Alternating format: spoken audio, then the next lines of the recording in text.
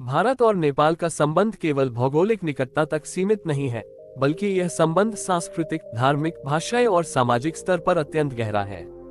नेपाल को हिंदू राष्ट्र कहा जाता रहा है, जहां का अधिकांश सांस्कृतिक जीवन भारत से प्रभावित रहा। दोनों देशों के बीच खुली सीमाएं, धार्मिक यात्राएं और पारिवारिक रिश्ते सदियों से चले आ रहे हैं। इसके बावजूद जब 1947 में भारत ब्रिटिश शासन से मुक्त हुआ और 1950 में गणतंत्र बना, तब नेपाल स्वतंत्र देश ही बना रहा, भारत का हिस्सा नहीं। सवाल उठता है, नेपाल जो हर दृष्टि से भारत से जुड़ा हुआ था, वह आखिर भारत का हिस्सा क्यों नहीं बन पाया? प्राचीन काल में नेपाल और भारत के संबंध।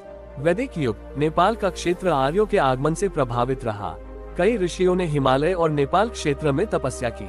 रामायण काल, जनकपुरी, आज का जनकपुर, नेपाल को माता सीता का जन्मस्थान माना जाता है। यह विवाह संबंध नेपाल भारत के ऐतिहासिक रिश्ते का प्रतीक है। बौद्ध काल, भगवान बुद्ध का जन्म लुम्बिनी, नेपाल में हुआ। इस कारण नेपाल और भारत दोनों को बौद्ध धर्म की साझा धरोहर मिली। मौर्य और गुप्त काल, नेपाल पर इन साम्राज्यों का सांस्कृतिक प्रभाव रहा, लेकिन पूर्ण राजनीतिक अधीनता नहीं रही। प्राचीन युग में नेपाल सांस्कृतिक रूप से भारत का अभिन्न हिस्सा रहा, परंतु भौगोलिक स्थिति ने इसे राजनीतिक रूप से अलग बनाए रखा। नेपाल में लिच्छवी वंश और बाद में मल वंश का शासन रहा। दिल्ली सल्तनत और मुगल साम्राज्य ने हिमालय की कठिन भौगोलिक संरचना के कारण नेपाल पर स्थायी अधिकार नहीं किया।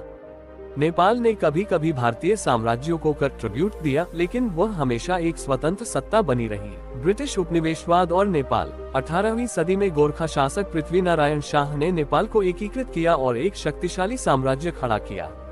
नेपाल ने गढ़वाल, कुमाऊं और सिक्किम तक विस्तार किया, जिससे अंग्रेजों का उससे टकराव हुआ। इंग्लो गोरखा युद्ध 1814-1816। अंग्रेजों और नेपाल के बीच युद्ध हुआ, जिसमें अंग्रेज विजयी रहे। सुगाइली संधि 1816 के अनुसार नेपाल ने कुमाऊं, गढ़वाल और सिक्किम का बड़ा हिस्सा अंग्रेजों को सौंपा।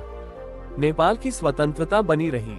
अंग्रेजों ने नेपाल को एक बफर स्टेट, भारत और तिब्बत चीन के बीच संतुलन क्षेत्र के रूप में रखा। यही सबसे बड़ा कारण था कि नेपाल कभी ब्रिटिश भारत का हिस्सा नहीं बना। 1857 और उसके बाद नेपाल। 1857 के विद्रोह में नेपाल ने अंग्रेजों का साथ दिया।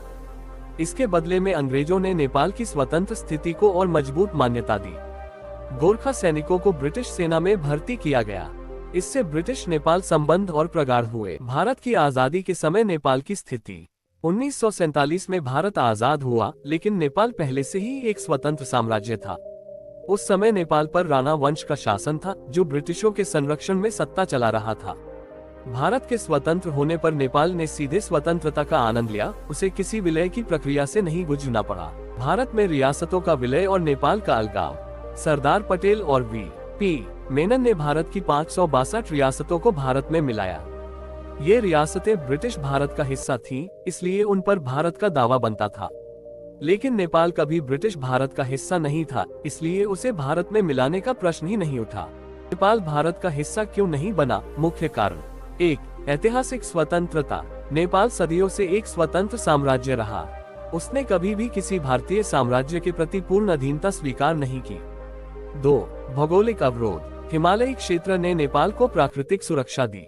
भारतीय शासकों के लिए नेपाल पर स्थायी कब्जा करना कठिन रहा। 3. ब्रिटिश रणनीति। अंग्रेज नेपाल को भारत और चीन के बीच एक बफर जोन बनाए रखना चाहते थे।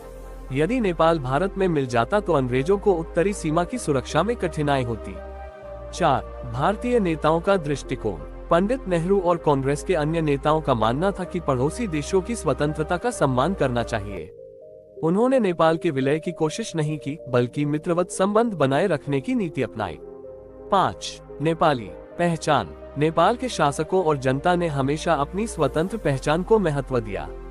उन्हें डर था कि भारत में मिल जाने से उनकी राष्ट्रीय पहचान खो जाएगी। 1950 की भारत नेपाल संधि। 1950 में भारत और नेपाल के बीच शांति और मित्रता संधि हुई। इसमें दोनों देशों ने रक्षा, व्यापार और आवागमन के लिए विशेष अधिकार दिए।